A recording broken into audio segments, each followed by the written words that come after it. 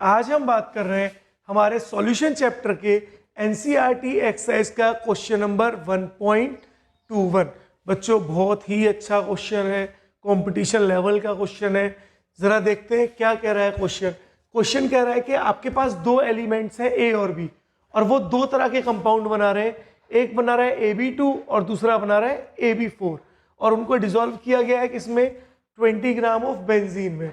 1 gram of AB2 को जब आप बेंजीन में डाल रहे थे तो जो फ्रीजिंग पॉइंट कम हो रहा था, यानी डिप्रेशन इन फ्रीजिंग पॉइंट था, वो था 2.3 केल्विन। लेकिन जब आप 1 ग्राम AB4 को डाल रहे हो तो जो डिप्रेशन इन फ्रीजिंग पॉइंट है वो कितना है, 1.3 केल्विन। आपको क्या बोला है, KF for benzene is 5.1 kelvin kg per मोल, और आपको क्या बोला है, calculate the atomic masses of A and B। That means आपको A और B का एटॉमिक मास कैलकुलेट करना है। अब सबसे पहले ये बात हमेशा याद रखो, जब भी कभी भी एटॉमिक मास कैलकुलेट करना है तो सबसे पहले मॉलिक्यूलर मास निकालो। क्या निकालो सबसे पहले, मॉलिक्यूलर मास। अब जरा बताओ, अगर मैं डिप्रेशन इन फ्रीजिंग पॉइंट के फॉर्मूले की बात करूंगा तो आप मोलर मास कहाँ से निकाल सकते हो, सिर्फ मोलैलिटी से निकाल सकते हो। तो चलिए देखते हैं कैसे होगा। हम लोग सबसे पहले बात करें फॉर AB2 के लिए बात कर रहे हैं। देखो जरा, डिप्रेशन इन फ्रीजिंग पॉइंट का फॉर्मूला क्या होता है, delta TF is equals to KF into small m। What is small m? Small m is molality. Now delta TF equals to KF into small m। मैं small m का formula लिख रहा हूँ। Small m is number of moles of solute upon weight of solvent. अगर solvent का weight gram में तो आप लिखते हो इंटू 1000। नाउ इसको मैं थोड़ा सा और सिंप्लीफाई कर रहा हूँ क्योंकि ज़्यादातर बच्चे क्या है यहाँ पे कंफ्यूज हो जाते हैं। तो delta TF equals to KF into number of moles को क्या बोलते हैं, weight of solute upon molecular weight of solute into weight of solvent, और सॉल्वेंट का वेट ग्राम में तो इंटू आएगा बच्चों 1000। अब सारी वैल्यूज AB2 के लिए देखते हैं क्या क्या है, और वहां से निकालते हैं molecular weight of AB2। Now the value of delta TF, कितना फ्रीजिंग पॉइंट कम हुआ AB2 को ऐड करने पे, ये हुआ है 2.3 केल्विन।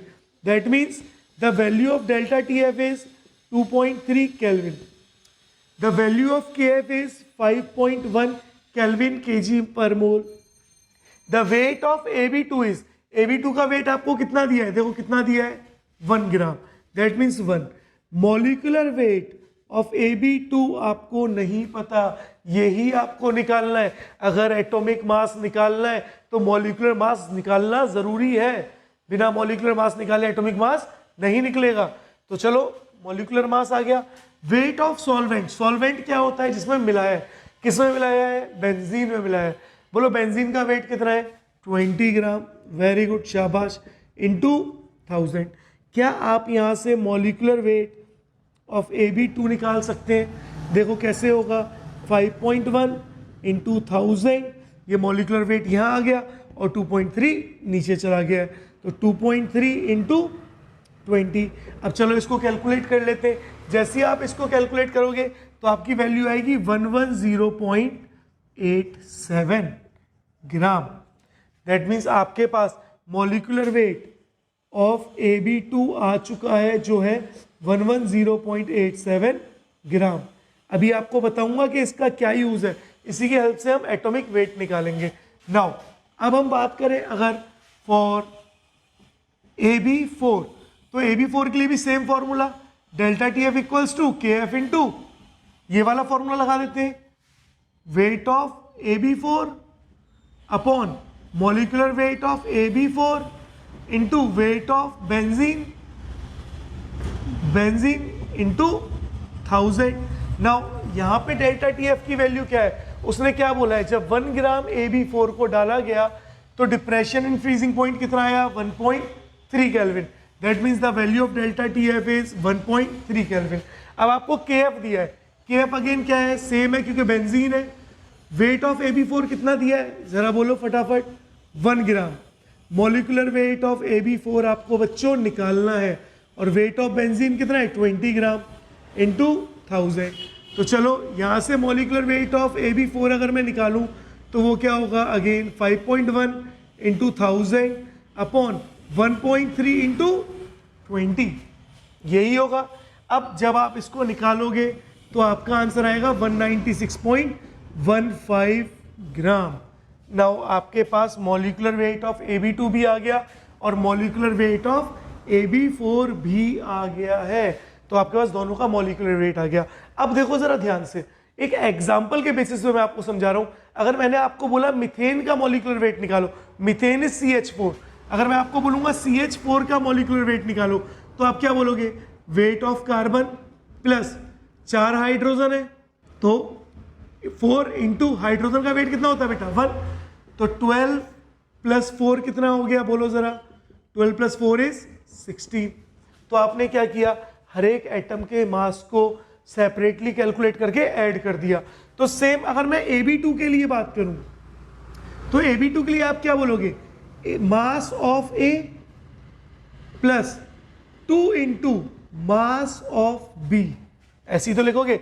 जैसे CH4 में क्या लिखा? Mass of carbon plus 4 hydrogen थे, तो 4 इंटू मास ऑफ हाइड्रोजन।